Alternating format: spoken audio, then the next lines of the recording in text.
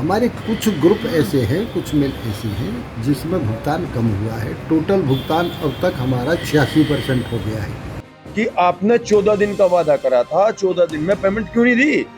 उत्तर प्रदेश में 2017 तक मात्र 20 लाख हेक्टेयर गन्ने का क्षेत्रफल था। आज वो बढ़ के लगभग 29 लाख हेक्टेयर हो गया है। 6 साल में गन्ने का क्षेत्रफल 1.5 गुना। जब 4,000 करोड़ रुपए का पेमेंट बचा हुआ है और जिसमें से शामली जिले का 668 करोड़ पेमेंट बचा हुआ है, आपके घोषणा पत्र में ये बात दर्ज है कि 14 दिन में पेमेंट करना है।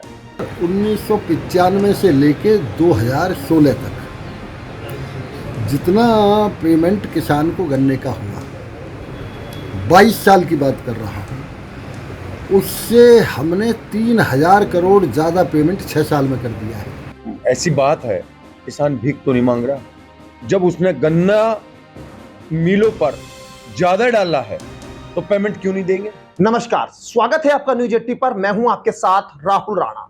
उत्तर प्रदेश में इस वक्त जो सबसे बड़ा ज्वलनशील मुद्दा है वो है गन्ना भुगतान, क्योंकि 2023 में भी अभी तक सरकार ने जो वायदे 2017 से पहले किए थे वो आज तक पूरे नहीं हुए। यानी 14 दिनों में गन्ने का भुगतान होगा, बात की गई थी, लेकिन आज दिसंबर 2022 तक जो है वो गन्ने का भुगतान हुआ है। और अभी 2023 में आज अगस्त में जब हम बैठे हैं तब आज किसान उसी गन्ने के इन भाव की, उसी गन्ने के पैसे की इंतजार कर रहा है। आर्थिक तौर पर कितना कमजोर किसान हो गया है, उसी लड़ाई को आरएलडी आज विधानसभा में लड़ती हुई नजर आई।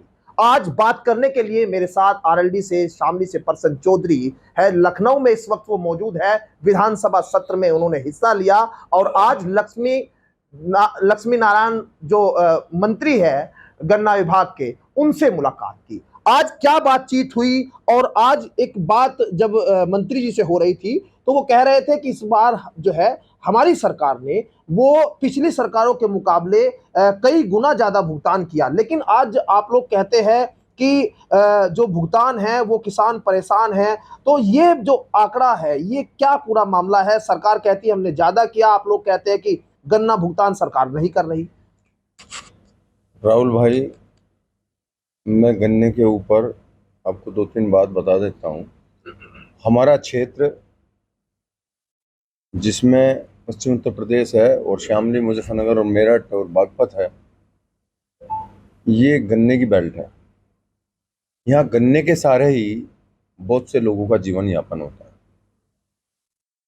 और बड़ा दर्द होता है, महसूस होती है वो बात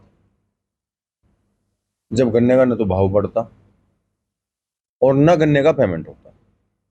यदि हम सरकार से बात करते हैं, यदि किसी मंत्री से बात करते हैं, जैसे मैंने आज एक वीडियो देखी, आपकी वीडियो थी या कोई से चैनल की वीडियो थी, मैं लग रहा न्यूज 80 आपकी वीडियो थी, और उसमें गन्ना मंत्री जी कुछ जवाब आपको दे रहे थे और मैंने वो जवाब उनके सुने, मैं बड़ा अचंभा हुआ। वैसे तो वो सम्मानित व्यक्ति हैं, बहुत सम्मान करते हैं, मैं भी उनके पास आज गया था और उन्होंने मेरी बात का रिगार्ड करा, सम्मान किया, लेकिन मेरी समझ में ये बात नहीं आती। 2-3 पॉइंट हैं। उन्होंने कहा पहले भाई गन्ने का क्षेत्रफल बढ़ रहा है, पहले भाई एक आंकड़ा दिया है 95 से 2016 के बीच में जो पेमेंट हुई थी उसके बेमुकाबले हमने 6 साल में जो 16 से 23 तक 3,000 करोड़ रुपए की पेमेंट ज्यादा कर दी है। ये बड़ी मतलब एक ऐसी बात है, किसान भीख तो नहीं मांग रहा। जब उसने गन्ना मिलों पर ज्यादा डाला है तो पेमेंट क्यों नहीं देंगे? पेमेंट तो देनी पड़ेगी। बात असली यह है कि आपने 14 दिन का वादा करा था, 14 दिन में पेमेंट क्यों नहीं दी? आप उस बात को दूसरे तरीके से घुमा देते हो और ये कहते हो कि भाई हमने 3,000 करोड़ रुपए की पेमेंट ज्यादा कर दी। अरे किसान भीख नहीं मांग रहा, किसान उस गन्ने का पेमेंट मांग रहा है जो उसने अपने 24 घंटे की पूरे साल की कमाई करके पैदा किया है और मिलों पे डाला है, उसकी पेमेंट मांग रहा है किसान। किसान भीख नहीं मांग रहा। दूसरा क्वेश्चन, दूसरा एक और मैं आपको बताता हूं, उन्होंने कहा है कि भाई अक्टूबर तक पेमेंट कर देंगे। ये कितनी गलत बात है। जब 4,000 करोड़ रुपए का पेमेंट बचा हुआ है और जिसमें से शामली जिले का 668 करोड़ पेमेंट बचा हुआ है, आपके घोषणा पत्र में ये बात दर्ज है कि 14 दिन में पेमेंट करना है, और जब आप ये कह दोगे कि ले भाई अक्टूबर तक पेमेंट हो जाएगी, इसका मतलब क्या हुआ? इसका मतलब ये होगा उन मीन मालिकों को, उन पूंजीपतियों को आपने अक्टूबर तक का तो टाइम दे ही दिया, किसान क्या करेगा? तो ये गलत है। आप अपने वादे से मुकर रहे हो और किसानों के साथ धोखा है। तो मेरा ये कहना है, अभी 2-3 दिन विधानसभा के बच रहे हैं। आज का सत्र तो में बहुत जनहित के मुद्दे नहीं उठ पाए, लेकिन खुशी की बात है कि निंदा प्रस्ताव पर हमने और आदरणीय अखिलेश यादव जी ने और समाजवादी पार्टी ने सदन को में बात अपनी रखी, और ये बात जनता तक पहुंची। जनता को सरकार की मानसिकता का पता चला कि इस बात पर चर्चा ही नहीं करना चाहते, मणिपुर की घटना पर चर्चा ही नहीं करना चाहते, जबकि देश और संविधान एक है। तो आज तो नहीं हो कुछ ऐसा हो पाया, लेकिन 3 दिन है, हम जनहित के मुद्दे उठाएंगे, गन्ने का भी मुद्दा कोशिश करेंगे कि गन्ने का पर भी चर्चा हो, और अपनी बात रखेंगे जहाँ तक भी प्रयास होगा, क्योंकि हमारा फर्ज है कि सड़क से लेकर सदन तक हम जनता की आवाज़ को उठाते रहें। अच्छा, शामली की अगर हम बात करें तो 600 करोड़ से आप ज़्यादा का अभी भुगतान बकाया है शामली में। कहीं ना कहीं कुछ किसान भी आज मिले थे, जब हम लोग मंत्री जी के यहाँ पर थे तो ये मांग कर रहे थे कि जो शुगर मिल है उनके पेमेंट नहीं करता तो वो सेंटर वहाँ से हटाना। यानी आज जो कहीं ना कहीं शुगर मिलों से प्रताड़ित होकर किसान को ये लगने लगा कि शायद इस शुगर मिल से पेमेंट ना हो, दूसरे से हो जाए। क्या शामली की स्थिति सबसे ज़्यादा दयनीय आप लोगों को लग रही है इस वक्त? हाँ, शामली जिला छोटा जिला है, 3 मील है, तो तीनों मीलों पर बकाया है। और जैसे मुजफ्फरनगर है, वहाँ लगभग 6-7 मील है, वहाँ 1 मील का बकाया है। जैसे बागपत है, वहाँ 3-4 मील है, 1 मील का बकाया है, 2 या 3 का हो गया है। शामली जिला एक ऐसा है जिसमें 3 मील है और उनमें से किसी का भी पेमेंट पूरा नहीं हुआ इस साल।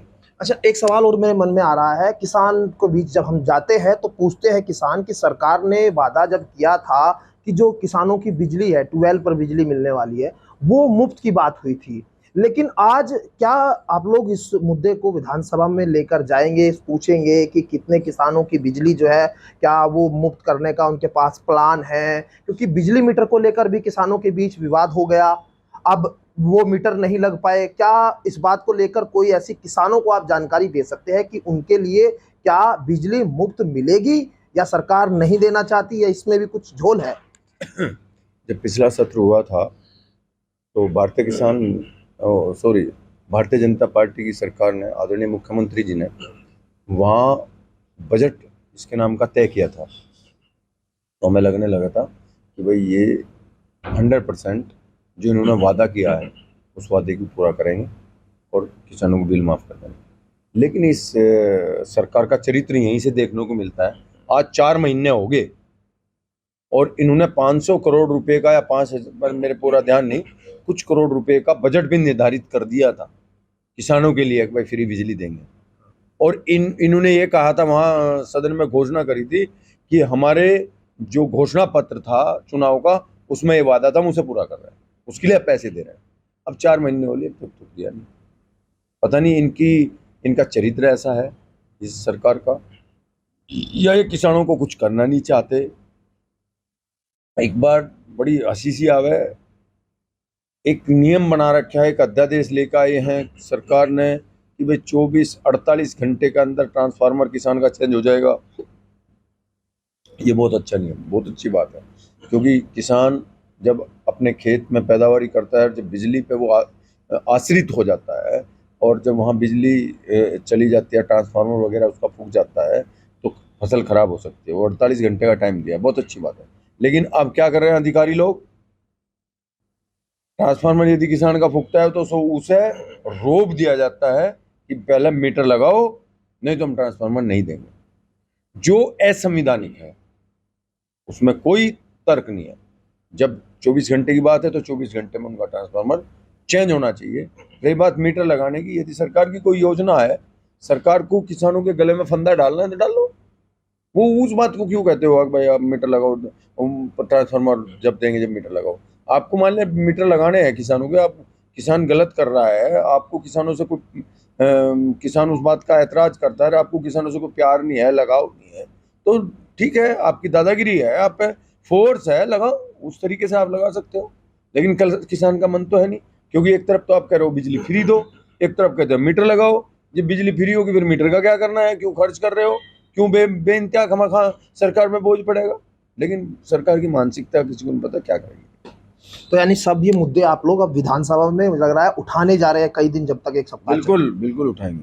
चलिए, बहुत धन्यवाद आपका बातचीत करने के लिए। प्रसन्न चौधरी आरएलडी से विधायक हमारे साथ थे। लखनऊ में इस वक्त हम लोग मौजूद है और विधानसभा में पल पल की खबर, क्या विपक्ष इस बार जो है सरकार को घेरने की रणनीति तैयार कर रहा है, वो हम आपको लगातार बताते रहेंगे। और पश्चिम उत्तर प्रदेश में किसानों के मुद्दे पर किस तरह से आरएलडी जो है वो अपने तेवर यहां लखनऊ की विधानसभा में दिखा रही है, वो लगातार आपको दिखाते रहेंगे। लेकिन कहीं ना कहीं ये जरूर है कि सरकार की आंख में रोड़ा इस वक्त आरएलडी के विधायक दिखाई दे रहे हैं। समाजवादी पार्टी के विधायक जिन मुद्दों को नहीं उठा पा रहे, वो कहीं ना कहीं उन मुद्दों को भी आरएलडी जो है वो किसानों के उन जनहित के मुद्दों को लेकर आ रही है। हालांकि उत्तर प्रदेश में तमाम विपक्षी दल अब सरकार को कैसे घेरेंगे ये जरूर देखना होगा। फिलहाल मेरे साथ इतना ही, मुझे दीजिए इजाजत, नमस्कार।